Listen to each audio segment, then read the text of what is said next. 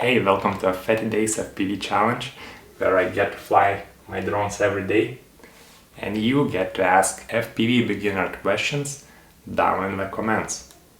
So let's start with my new Signlock 35 drone today.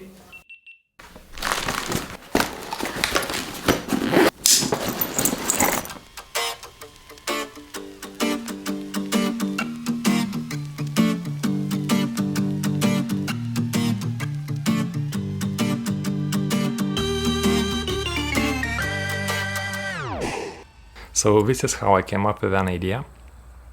Basically, when I get a new drone, I go and fly it just to figure out all the settings and get used to the new drone, because every model fly a little bit different.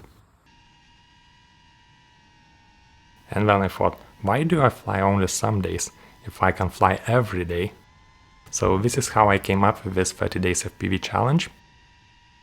And by the way, this is a 3,500th video on this channel, so hit that like button to celebrate and subscribe for next video.